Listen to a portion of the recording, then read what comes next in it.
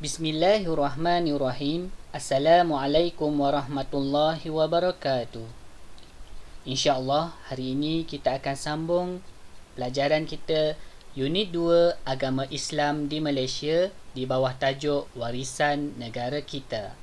Unit 2 Agama Islam di Malaysia. Okey, apa yang akan kita pelajari pada hari ini? Yang pertama, agama dianuti, kepercayaan dihormati. Yang kedua, kedatangan agama Islam pada zaman Kesultanan Melayu Melaka. Yang ketiga, kita akan belajar tentang agama Islam dalam pentadbiran. Keempat, agama persekutuan Malaysia. Dan yang terakhir sekali, kita akan belajar Islam dan perpaduan masyarakat. Okey, murid-murid boleh lihat buku teks muka surat 18. Agama dianuti, kepercayaan dihormati. Masyarakat di Tanah Melayu sudah mempunyai pegangan agama dan kepercayaan sejak dahulu lagi. Antara agama dan kepercayaan tersebut termasuklah animisme, agama Islam, agama Buddha, agama Kristian dan agama Hindu. Okey, kita tengok satu-satu agama yang ada di Malaysia. Kita mula dengan animisme. Animisme adalah kepercayaan terawal masyarakat di Tanah Melayu. Mereka percaya roh nenek moyang, makhluk halus dan semangat. Sunnya agama Islam dibawa ke Tanah Melayu oleh golongan pedagang, pendakwah dan ulama, di mana kita wajib percaya kepada rukun Islam dan rukun iman. Rukun Islam ada berapa? Ada 5 dan rukun iman ada 6. Seterusnya agama Buddha dibawa melalui perdagangan, di mana mereka berpegang pada jalan 8 lapis mulia. Seterusnya agama Kristian wujud semasa kedatangan penjajah Portugis, percaya dengan Yesus sebagai anak Tuhan. Dan yang terakhir sekali agama Hindu dibawa melalui perdagangan, percaya kepada kelahiran semula. Okey, animisme masih diamalkan sehingga kini. Kedatangan agama Hindu, Buddha dan Islam mewujudkan masyarakat yang menganuti pelbagai agama di Tanah Melayu. Kedatangan penjajah Portugis, Belanda dan British pula membawa agama Kristian di Tanah Melayu. Okey, seterusnya murid boleh buka muka surat 19, kedatangan agama Islam pada zaman Kesultanan Melayu Melaka. Okey, di sini ada dua bukti arkeologi kedatangan agama Islam di Tanah Melayu. Okey, yang pertama ni adalah batu bersurat bertarikh 1303 Masihi, ditemukan di Sungai Teresat, Kuala Berang, Terengganu, membuktikan kedatangan agama Islam ke Terengganu. Yang kedua ni adalah batu bersurat ditemukan di Pengkalan Kempas, Negeri Sembilan, bertarikh 1467 Masihi, di mana ni membuktikan kewujudan agama Islam di Negeri Sembilan. Apa itu batu bersurat? Batu bersurat juga dikenali sebagai prasasti. Perkataan prasasti berasal daripada bahasa Sanskrit. Okey, pada awal abad ke-15, Melaka muncul sebagai pusat perdagangan maritim yang terkenal. Apa itu maritim? Maritim ni terletak berdekatan dengan laut. Maritim ni terletak berdekatan dengan laut. Pelabuhan Melaka menjadi pelabuhan entrepot dan merupakan destinasi persinggahan pedagang Islam dan pedagang bukan Islam.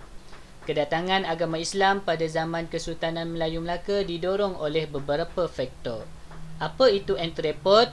Tempat yang menjadi pusat penerimaan barang dagangan dari negara luar dan kemudian barang dagangan itu dihantar ke negara lain. Ini maksudnya tempat persinggahan perdagangan Islam dan bukan Islam. Pelabuhan Melaka ni.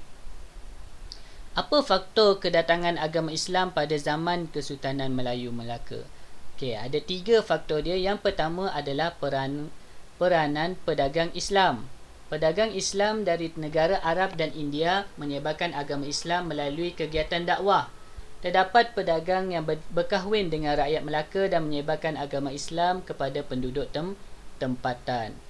Faktor yang kedua adalah peranan ulama. Menurut hikayat Raja Pasai, agama Islam disebarkan di Melaka oleh ulama dari Mekah yang bernama Syekh Abdul Aziz. Ulama ini mengislamkan raja, pembesar dan rakyat Melaka.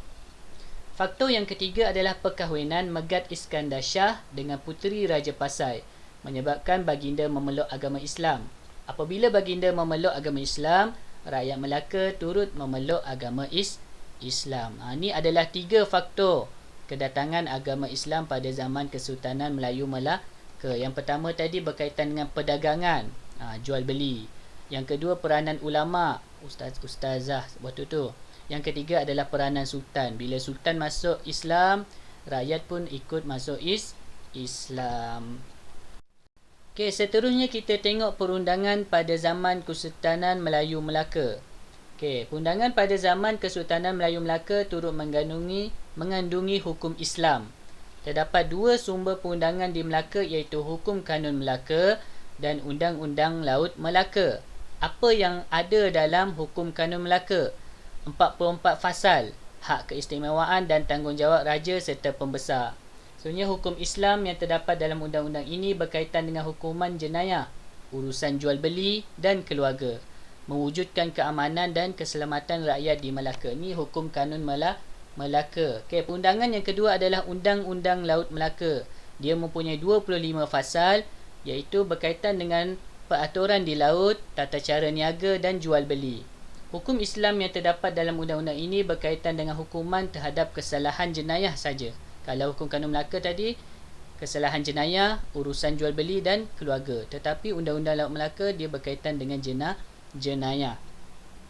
Undang-undang ini melancarkan aktiviti perdagangan dan memberikan keyakinan kepada pedagang yang datang ke Melaka. Okey, ini 2 perundangan yang diguna pakai pada zaman Kesultanan Melayu Melaka, iaitu Hukum Kanun Melaka dan Undang-Undang Laut Melaka. Ni contoh dia gambar perundangan tersebut. Seterusnya, murid boleh buka muka surat 22, Agama Islam dalam Pentadbiran. Pada abad ke-15, agama Islam memainkan peranan penting dalam pentadbiran negeri. Hukum Kanun Melaka menjadi rujukan dalam pentadbiran semasa zaman Kesultanan Melayu Melaka dan dijadikan rujukan kepada penggubalan undang-undang di negeri-negeri Melayu yang lain seperti Hukum Kanun Pahang dan Undang-Undang 99 Perak. Okey, Hukum Kanun Melaka ni yang tadi tu adalah menjadi rujukan perundangan ataupun penggubalan undang-undang di negeri-negeri lain. Contoh Pahang, dia pun ambil merujuk perundangan pentadbiran Kesultanan Melayu Melaka, sama juga dengan Perak. Kita lihat apa yang berlaku semasa zaman penjajahan. Semasa zaman penjajahan Portugis dan Belanda di Melaka, undang-undang Islam boleh diamalkan. Pada zaman penjajahan Portugis dan Belanda, undang-undang Islam boleh diamalkan. Namun begitu, semasa penjajahan British dan pendudukan Jepun, pelaksanaan undang-undang Islam dihadkan di negeri-negeri Melayu. Okey. Bila datangnya penjajahan British dan pendudukan Jepun pula, undang-undang Islam dihadkan. Maksudnya dia terhad di negeri Melayu sahaja. Kita tengok perbezaan dekat sini. Pada zaman penjajahan British dan pada zaman pendudukan Jepun. Sultan, dia adalah ketua agama Islam dan adat istiadat Melayu di negeri masing-masing. Okey, pada zaman pendudukan Jepun, Sultan sama juga ketua agama Islam dan adat istiadat Melayu di negeri masing-masing. Bezanya pada undang-undang Islam. Pada zaman penjajahan British, undang-undang Islam dia berkaitan dengan digunakan dalam hal berkaitan dengan kekeluargaan, harta pusaka dan zakat. Manakala Jepun mewujudkan Majlis Agama Islam yang bertanggungjawab terhadap undang-undang keluarga Islam. Kalau kita lihat pada zaman sekarang ada Majlis Agama Islam yang ni diwujudkan pada zaman pendudukan Jepun. Selepas pendudukan Jepun, British, yang tadi British ni kembali menjajah tanah Melayu dan undang-undang Islam terus dilaksanakan. Walaupun kuasa asing datang silih berganti, namun apabila negara mencapai kemerdekaan, kedudukan agama Islam terus kukuh dan termaktub dalam perlembagaan persekutuan. Walaupun macam-macam negara yang telah jajah negara kita, tapi agama Islam terus kukuh, tetap ada walaupun berubah penjajah dari Portugis, Belanda, British, Jepun. Lepas tu British balik, tapi agama Islam terus kukuh. Okey, Kita lihat muka surat 24, Agama Persekutuan Malaysia. Malaysia mempunyai identiti tersendiri dengan kewujudan pelbagai agama dan kepercayaan. Kepelbagaian ini menjadikan Malaysia kaya dengan adat, budaya dan warisan. Namun demikian, agama Islam ialah agama persekutuan yang termaktub dalam Perlembagaan Persekutuan. Agama Islam ialah agama persekutuan. Tetapi agama lain masih boleh diamalkan di Malaysia. Okey, murid-murid boleh tengok dialog tu nanti, boleh baca muka surat 24.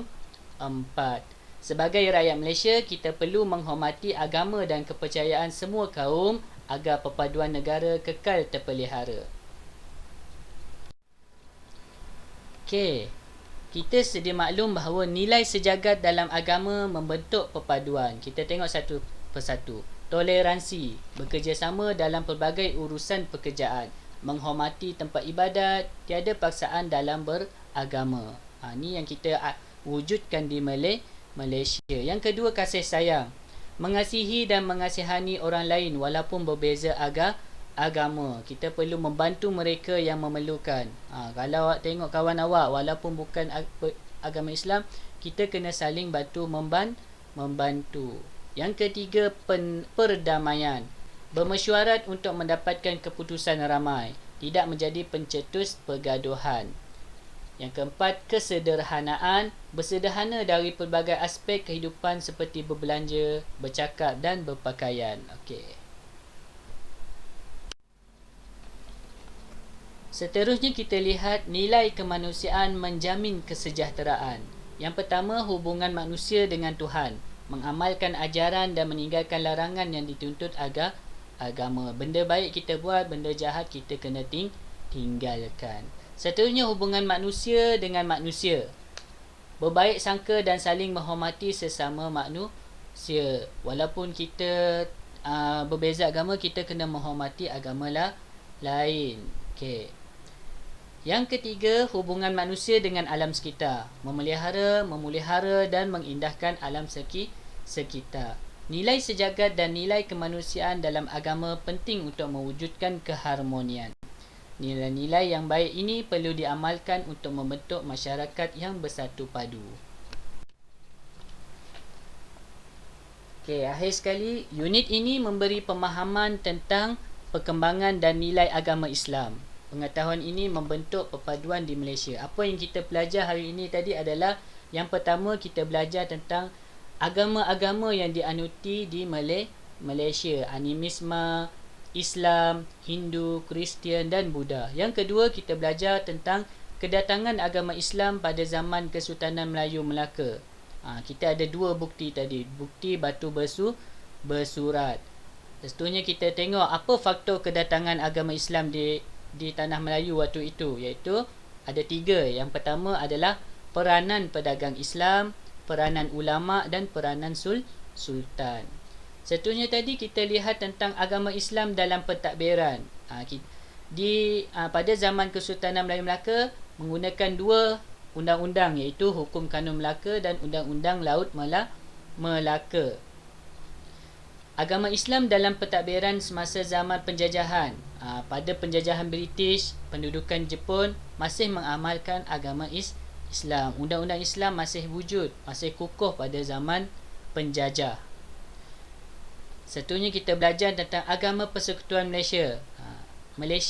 Islam adalah agama persekutuan, tetapi agama lain tetap boleh diamalkan di Malaysia. Dan yang terakhir tadi kita belajar tentang toleransi, kesederhanaan, kasih sayang, perdamaian, hubungan manusia dengan Tuhan, hubungan manusia dengan manusia, hubungan manusia dengan alam sekitar.